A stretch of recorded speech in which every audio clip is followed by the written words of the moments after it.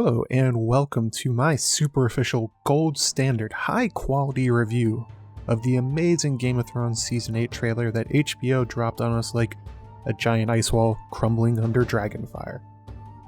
As many of you have probably seen already, many great minds and voices in the community have done their own image by image analysis of the trailer, including myself. The podcast I co-host Maester Monthly recorded ours as well. That is up now. So for this channel, instead of going on an image by image analysis, I'm going to talk about some of the ideas and images I personally found most intriguing and take you all down with me into the crypts of tinfoil. The first parts of the trailer that caught my eye was the voiceovers in scenes of Bran and Arya in particular. It's clear so far from the footage released that there will be some kind of a massive battle at Winterfell, and that it kinda won't be going super well for the defenders.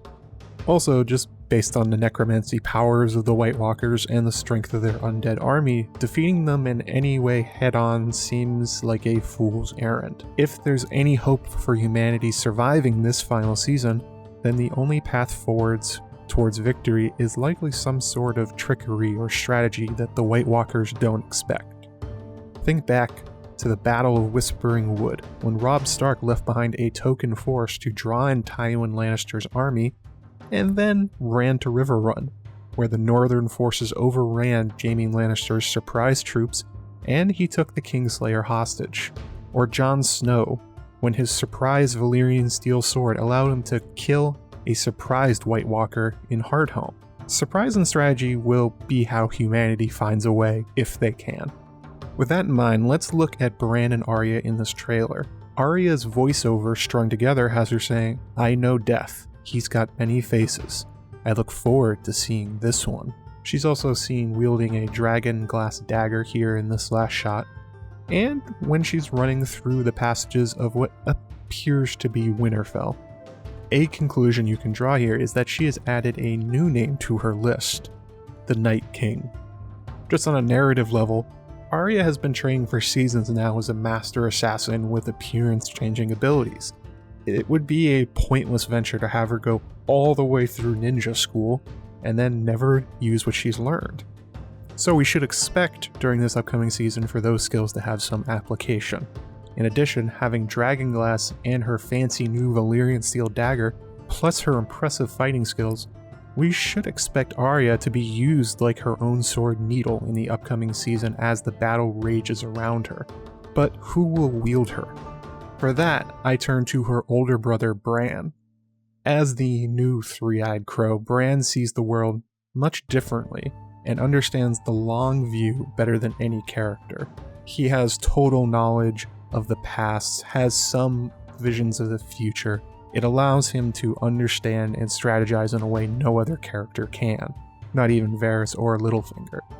And speaking of Littlefinger, in last season, it was his accepting of Littlefinger's dagger and then gifting it to Arya that set in motion Sansa and Arya finally working together and ganging up on Littlefinger with that very blade. You can almost see the apprehension on Bran's face, maybe a tremor in his hand as he gives Arya the infamous dagger, like he realizes what he is setting in motion. His voiceover lines in this trailer as well point that way, that he does understand his place in all of this and the flow of destiny. He says, "Everything you did brought you to where you are now, where you belong. Home." I believe that Bran is speaking to Arya here, forgiving her for her past and informing her of what he needs her to do. Bran is the only character after the death of Bloodraven who knows the secrets of the creation of the White Walkers and potentially their weaknesses. What they really are, who they are, where you can best strike them. How would you best use that information though? Perhaps arming your assassin-trained sister with a dagger that can slay White Walkers at a touch? And the knowledge of where to strike is a fairly good use. Again, calling back to Whispering Wood, Bran's strategy may be using Winterfell and its armies as a diversion for the White Walkers to create the only possible opportunity to strike exactly where the blow must fall. After all warfare is based on deception, and between Bran and Arya, There's quite a lot of deception and strategy to be played out while the warriors fight all around them. The second topic I'm most interested in actually comes from a Twitter thread I posted yesterday, and that is the scenes of Rhaegal and Drogon flying, which are very puzzling to me. A close look at the rocks and the canyons and just the terrain where they're flying, it appears that they're flying far north of the wall. And why that's confusing is you would assume with the White Walkers bearing down on the north and the rest of humanity that Dany would keep her dragons very close at hand. They're the ultimate defense, even though the Night King has his own dragon. You know, 2 is better than 1. But it looks like they're just flying off randomly. And it gets even more confusing where during these shots, it may be that Dany and Jon are actually on their back and have been CGI'd out of the trailer, like HBO has done before. What are these dragons and potentially their riders doing and looking for so far north with the army of the dead bearing down on them?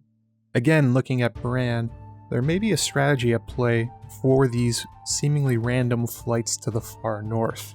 In the books, there's an idea of this quote-unquote heart of winter that Bran sees during his initial visions. It may have been adapted in some way into the frozen hellscape that we first saw the Night King in when he converted Craster's son. Some sort of hidden place, a place of power that contains the source of the White Walkers.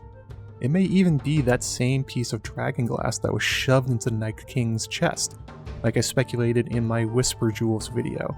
Could be some sort of soul jar or phylactery that contains and enhances their power and enables their necromantic abilities. So if these places exist and they are a source of power for the White Walkers, perhaps the dragons and Dany and Jon are going to try and find these things and destroy them in an attempt to end the White Walkers or weaken them in some way. Another potential target north of the wall is the weirwood that the Night King was created against. We have seen this weirwood long after the initial creation of the Night King, when Bran was looking through his visions and found the White Walkers and all their armies formed up and staring at this frozen tree, seemingly motionless. This sort of indicates that maybe this is a holy place for them, or that there's some kind of connection between the Night King and his forces and the weirwoods themselves. Maybe these frozen, icy demons and the old gods of the woods are still connected in some way, and that is feeding their ability to raise their armies, which is something that has been suggested many times in the books. So perhaps if you ride Drogon right up to that tree and burn it, the White Walkers might lose some of their power.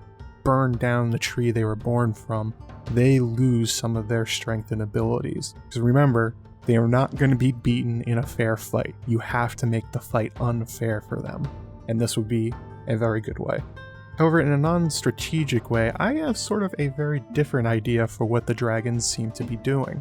Drogon had always been the loner of the 3 dragon whelps, much larger and more willful, and he even refused to be chained with them underneath the Great Pyramid of Meereen. Yet, after the death of Viserion, Drogon seems to have latched onto Rhaegal much more than before. Rhaegal, during this time, has finally grown to nearly match Drogon's size, and in this trailer in particular, the two are seen in very close proximity often, seemingly a reversal of Drogon's previous behavior. In this shot, we can even see what looks like the kind of nests that Drogon made in the Dothraki Sea after his escape from the fighting pits of Meereen. And yet, instead of being a loner, he is seen here sharing his space and food with Rhaegal. This may indicate a closeness that mirrors the budding romance Drogon's rider Dany and Rhaegal's almost certain future rider in Jon are experiencing. It's interesting to note that the sex of dragons in A Song of Ice and Fire and Game of Thrones is not actually known. In the recent novel of Targaryen history by George R.R. Martin titled Fire and Blood, it's commented on that very often dragon sex was a mystery to the Targaryens and Maesters alike until they laid eggs, at which point they pointed at that dragon and said, "That's a female."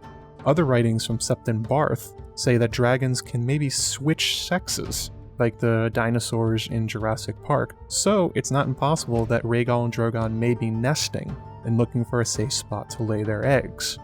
It's assumed by many fans because of the names that these dragons are all male, but based on what we know from the books, it may be completely unclear which sex they are, and if they still are the same sex.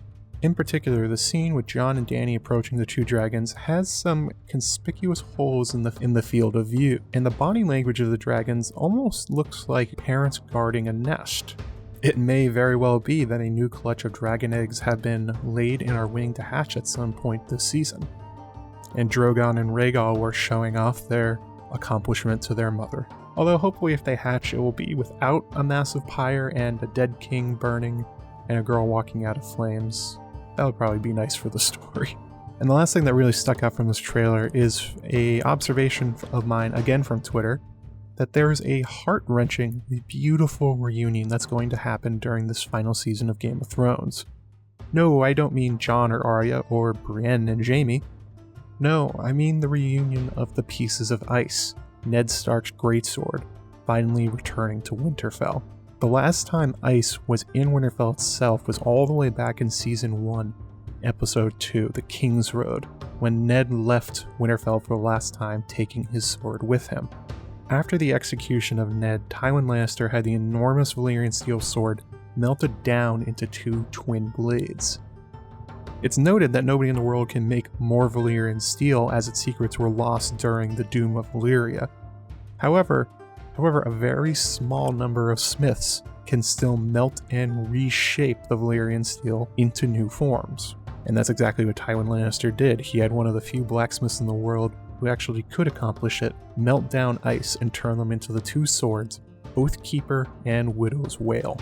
Oathkeeper was initially given to Jaime Lannister by Tywin. However, Jaime instead gave it to Brienne of Tarth as a tool for finding and guarding Catelyn Stark's daughters to fulfill Jaime's vow to Catelyn, a rare moment of guilt from Jaime. And Brienne has had it ever since, using it many times in duels and fights, including those against Sandor Clegane. And based on this trailer, it appears she has returned to Winterfell with Oathkeeper. The other sword, Widow's Wail, had a slightly less appreciative and skilled owner in King Joffrey Baratheon, who used it exactly once to cut his Uncle Tyrion's wedding gift of a book in half.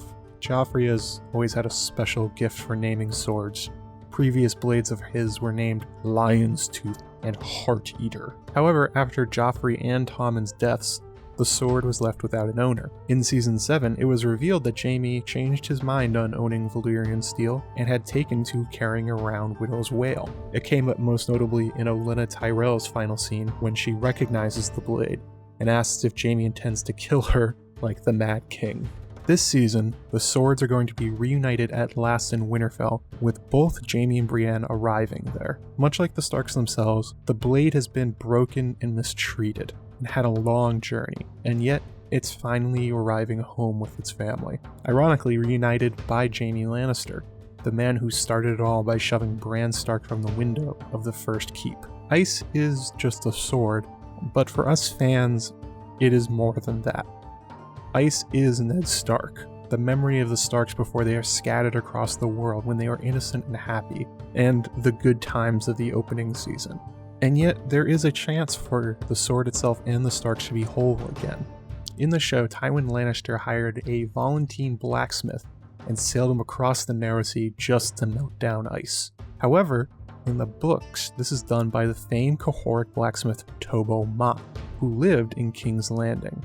Tobo did things with steel and metal no one could match, with whispers of magic behind his craft. The best of the best in the entire Seven Kingdoms. Tobo hasn't been seen in quite some time though. He did leave behind one apprentice. And by coincidence, that apprentice has not only met Ned Stark, he's actually in this trailer and in Winterfell.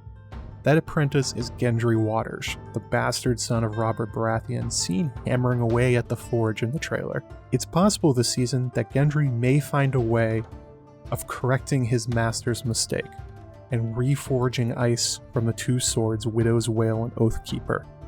Logically, if the metal can be melted and recast into two separate swords, surely you could melt it and then cast it back into the shape of the Stark ancestral sword Ice. He's also been shown as a prodigy with the hammer in his own way during his time with Tobo, the Brotherhood Without Banners, and last season when he had his own shop on the Street of Steel in King's Landing.